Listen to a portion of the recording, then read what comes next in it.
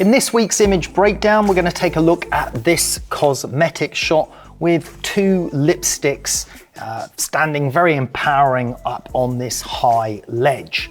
Now, first of all, let me just explain the concept behind the shot. I wanted to create a very imposing image of these powerful, dominating lipsticks, almost as if they were a pair of kings, if you like, or king and queen high up on this ledge looking down on their subjects. It also emulates that sort of imposing power through the camera perspective from shooting from low down. And I had the acrylic ledge, or the ledge there, made from acrylics, cut to that particular shape and that particular angle. Funnily enough, someone actually said afterwards when they saw the shot that it was very similar to the ledge in the film The Lion King, where is it Mufasa holds up baby Simba to show him off to the subjects on the Serengeti below. And I guess that same sort of symbolism is there with this particular ledge in trying to elevate the products and make them look more powerful. Now, it's not a traditional cosmetics shot in terms of an advert. This one's very much more conceptual, but that was the idea that I had in mind. There are other sort of ambiguous meanings that you could read into the shot or take into the shot.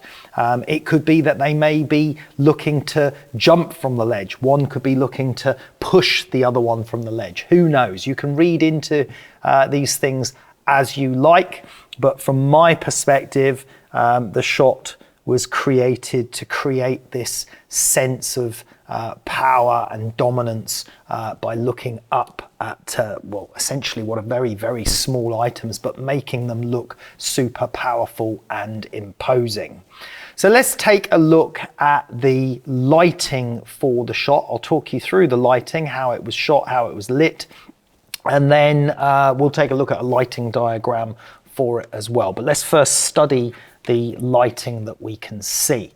So if we take a look at the lipsticks themselves, you'll see they have this lovely gradient of light. And when I say gradient, I mean this really nice transition from dark to light and then back into dark again. So you see that it's not just a single band or stripe of light like you would get from a softbox. It has a gradation to it. That means it's transitioning from this brighter area here, and then it's going into slightly darker, and darker in that direction. And then the same over here. Here you can see the reflection of this first lipstick in the second lipstick, and you can see the reflection of that lipstick back into that one. But you can still see that same gradient of light happening on the lipstick case here as well. And that same gradient of light you see again picked up in the lipstick itself, and you'll see it picked up again here. And gradient lighting is very common in product photography. It's something that we teach extensively on Carl Taylor Education and how to master it for product images. Now, if you've got an eagle eye, you would have spotted that there's another set of gradients over here on this side, and another one here, and another one here. Now, all of the gradients that are on the opposite side of the lipsticks are not actually from another light. They are from a mirror which was placed over on the left-hand side, over here, just out of shot. And that mirror, which was a large mirror, was bouncing light back from the main gradient light back onto the other side of the products. If we look a little bit further and we explore the other lighting in the shot, you'll notice that this area here is somewhat brighter than the rest of the ledge, and you'll see that that brightness also tails off and gradates away. So it's brighter here and then it gradually subdues away. That had a very small spotlight precisely aimed at that side of the ledge to bring that brighter patch in on the left-hand side. And then for the very observant amongst you, you'll notice that the background, which isn't quite pure white and it's not pure or plain grey, but you will notice that it's kind of grey out in these areas here, maybe a little bit down here, but overall there seems to be a sort of glow or a ball of light emanating behind the products. And that's because there actually is. There is another light set onto the background that is creating that glow, and that's just to focus the eye a little bit more closely to the products. Now all of that lighting is carefully balanced. The idea of the shot is conceptualized, sketched out. The lighting's carefully arranged in that particular way, balanced out, and then the proportion of the lights, that's the intensity of the lights is carefully controlled until I feel that it looks right and feels right to me. And that's why I don't use a light meter. I do all this by eye to see what level of light works visually rather than what a computer is telling me. Now let's take a look at the lighting diagram for the shot as well. So if we look from above, here you can see the two lipsticks sitting on the edge of the ledge. This would have been the mirror that was bouncing the light back.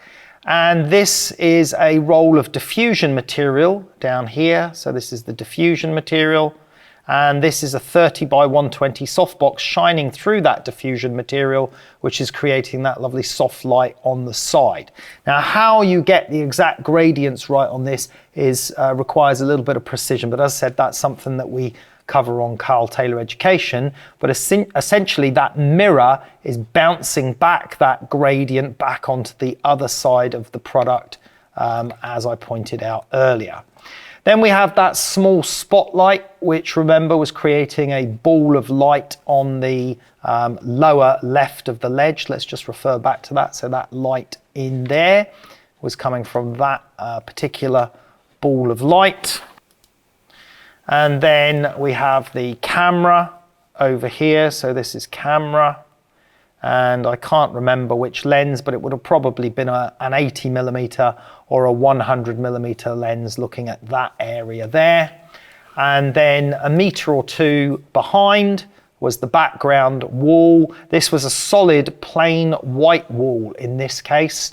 And then I had another spotlight with probably a loose to medium honeycomb grid, which was creating a ball of brighter light on that wall, and that was angled and positioned very carefully so that that glow ended up just in the right place behind the products.